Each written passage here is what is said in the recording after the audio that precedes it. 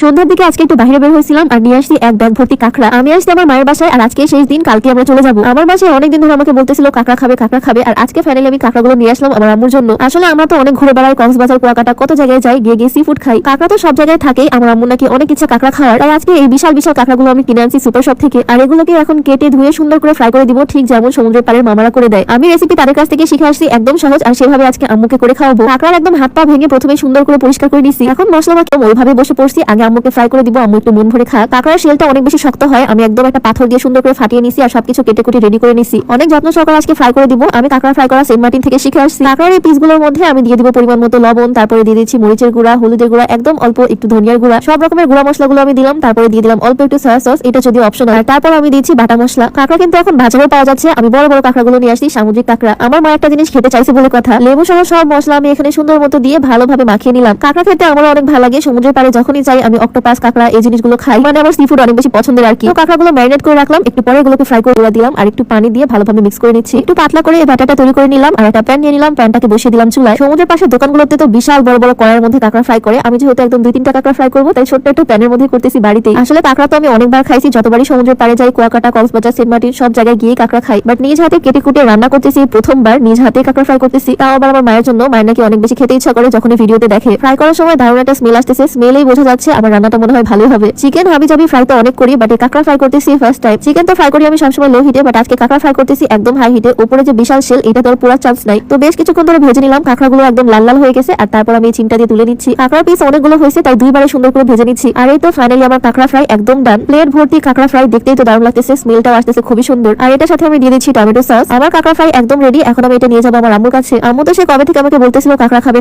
আর finally তার মেয়ে আজকে কাঁকড়া ফ্রাই করে দিল। আমার মা তো বেশ মজা করে খাচ্ছে, আমার তো দেখি মুখে পানি চলে আসতেছে, আমারও খেতে ইচ্ছা করতেছে। পুরো এক প্লেট ধরা দিচ্ছে আম্মুর কাছে, ভেতরে মাংসগুলো মজা করে খাচ্ছে, পুরো একদম হাড়হুড্ডি চাবিয়ে চাবিয়ে খাচ্ছে। যাক, মা মজা করে খাচ্ছে, এটা দেখেই শান্তি। মায়ের এতদিনের ইচ্ছাটা পূরণ করতে পারলাম। তো আজকে কাঁকড়া ফ্রাই ভিডিওটা এখানে শেষ করছি। সবাই ভালো থাকো, দেখা হয়ে যাবে নেক্সট ভিডিওতে। সবাইকে আল্লাহ হাফিজ।